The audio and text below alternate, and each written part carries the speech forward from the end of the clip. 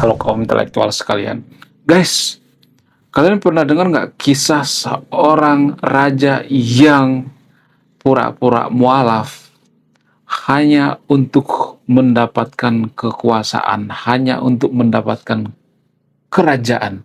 Apakah Anda pernah mendengar seperti itu? Jadi guys, ada seorang raja bernama Umar. Dia pura-pura mualaf ya. Dia pura-pura beragama Muslim, tapi ya untuk mendapatkan kekuasaan ya, mendapatkan segalanya. Nah, ketika dia mendapatkan segalanya, dia berbalik arah. Dia masuk ke agama Kristen, murtad ya. Ya, murtadnya tidak hanya satu orang, tapi murtad massal berjamaah satu kota gitu ya, satu kerajaan. Wow, gila-gila. Makanya ya kisah daripada raja yang saya maksud ini adalah kisah pemurtatan terparah sepanjang masa. Ya, ini yang paling parah ya dari antara yang terparah gitu ya. Bayangkan satu kerajaan murtad massal. Nah, yang jadi pertanyaan, kenapa bisa seperti itu? Apa alasannya? Apakah pengaruh daripada lingkungan gitu? Apakah ini pengaruh daripada kekuasaan? Ya, kok bisa gitu ya? Apakah pengaruh daripada tradisi dalam beragama tersebut? Bagaimana kronologinya? Di mana letak kejadiannya? Jadi di video ini saya tidak akan berpihak pada siapapun.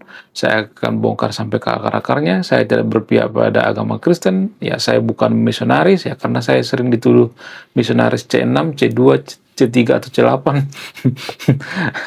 Menurut saya pribadi ini cuma konspirasi ya. Istilah misionaris C6 itu cuma konspirasi. Jadi saya bukan misionaris ya. Disclaimer on ya. Saya bahas ini dari sudut pandang yang paling rasional dan biar kita bisa belajar dari kisah ini, dan saya tidak memojokkan agama apapun di sini. Ya, bagaimana fakta yang sebenarnya? Jadi guys, ternyata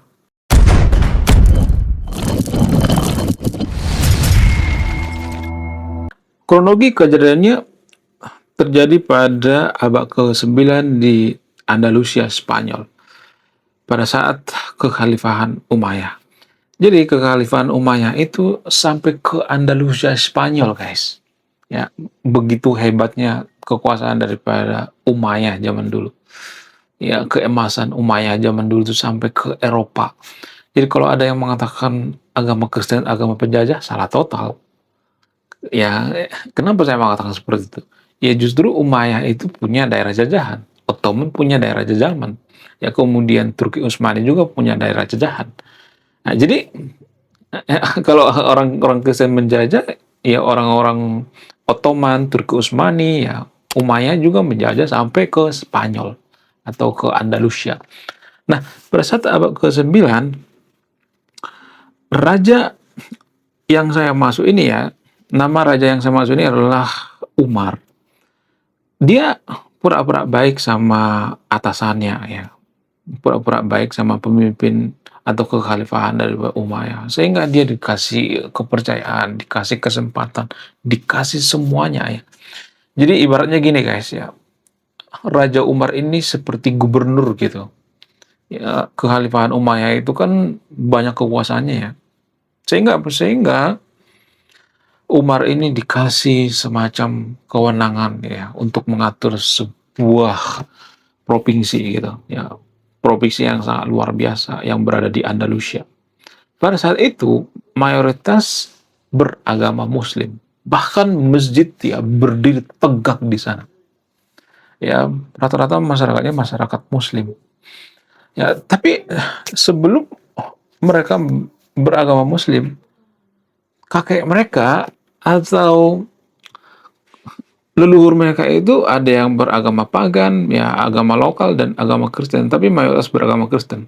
Nah, karena penaklukan daripada Umayyah, sehingga mereka mengkonversi agama mereka ke agama Muslim. Kenapa? Apa alasannya? Apakah dipaksa atau tidak? Enggak. Ya, saya harus jujur di sini ya. Tapi artinya enggak secara langsung.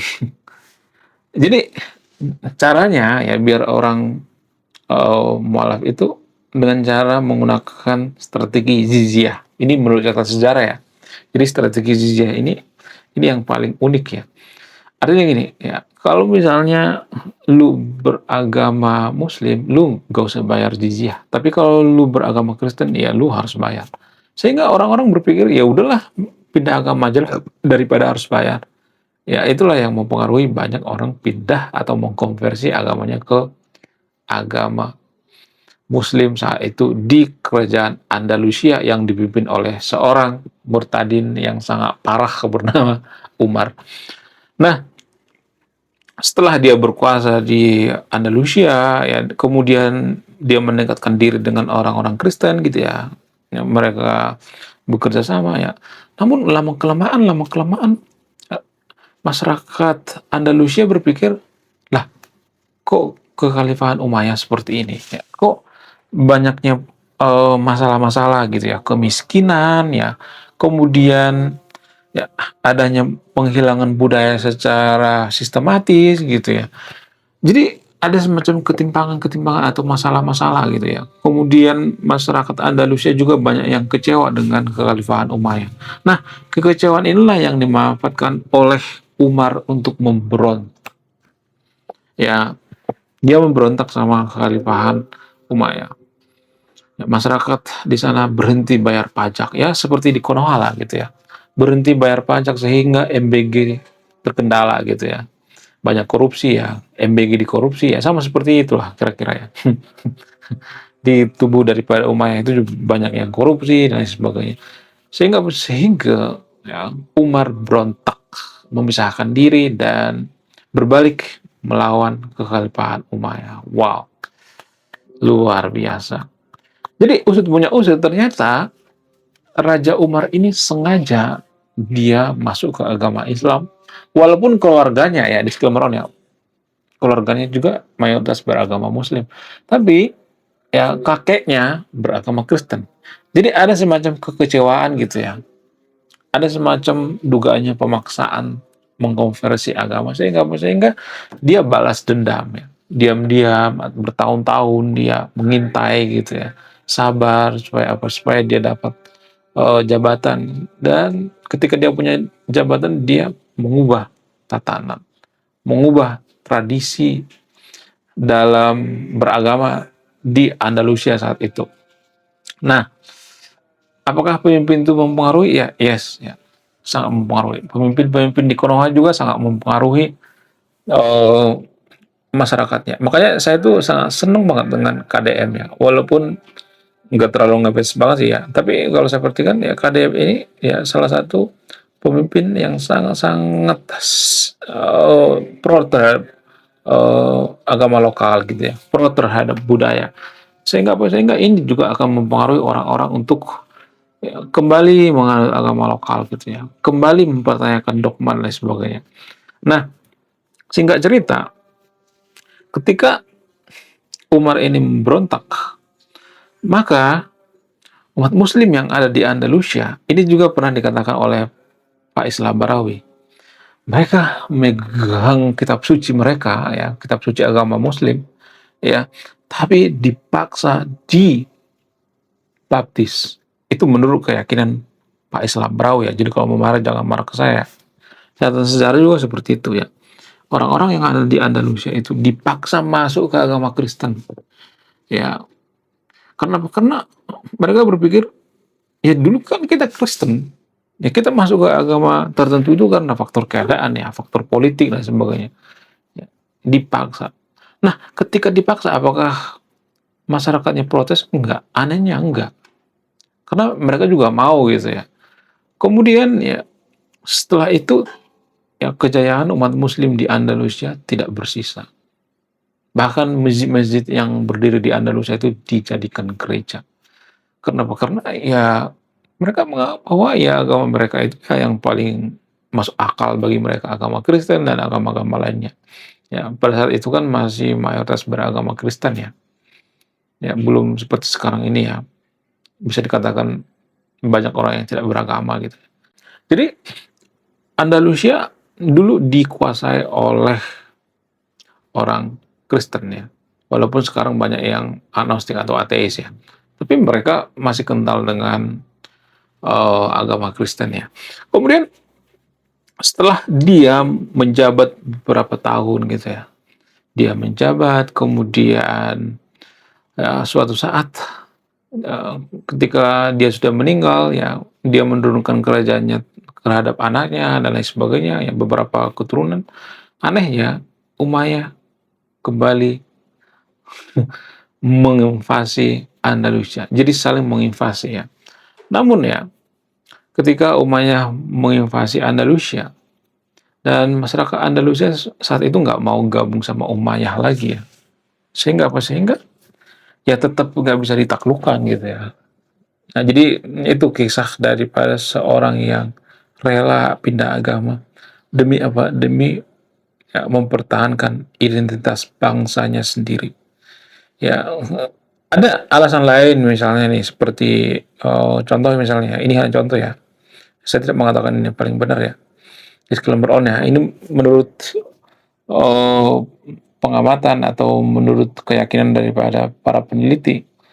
Ternyata alasan yang paling masuk akal itu karena ada agama tertentu yang masuk ke Andalusia itu tapi tidak menghargai budaya gitu ya, tidak menghargai lingkungan gitu ya. Berusaha mengubah budaya, mengubah tradisi dan sebagainya dan ini tidak disukai oleh orang-orang yang ada di sana. Ya, sehingga Andalusia gagal direbut kembali. Wow. Ini kisah yang sangat luar biasa ya. Kisah murtadin ya terbesar sepanjang sejarah atau sepanjang masa. Jadi kalau ada istilah God ya, Greatest ya, ya apalah namanya lupa saya. Kalau ada God murtadin, nah yang saya maksud itu adalah Umar. Nah, Umar ini sangat sangat luar biasa ya. Dia pura-pura pindah agama. Nah, yang jadi pertanyaan, apakah hal seperti ini bisa terjadi di Konoha? Kayaknya enggak. Enggak, susah ya. Seorang itu susah pura-pura gitu ya, menganut agama tertentu. Susah banget ya. Bro, kalau gimana? Coba tulis komentar ya, kita akan berbeda Anda yang menyimpulkan. Kemudian nih kalau kita perhatikan sekarang Spanyol itu kan nggak bersisa lagi ya. Nggak ada tuh ya DNA Islam di Spanyol, nggak ada. Ya mereka balik lagi ke agama Kristen. Kenapa bisa seperti itu? Kenapa mereka lebih menganut agama Kristen? Apa alasannya? Ya karena sesuai dengan budaya. Sebenarnya budaya Kristen itu kan lebih ke budaya Eropa ya. Agama Kristen kan sebenarnya sudah berubah ya budayanya. Kristen zaman dulu apa pertama dengan sekarang ini sudah jauh berbeda. Kristen zaman dulu atau Kristen Ortodoks itu ya mirip-mirip seperti orang yang ada di Timur Tengah gitu ya, menggunakan ritual ibadah gitu ya. Maksudnya menggunakan ritual ibadah itu baju Arab gitu ya.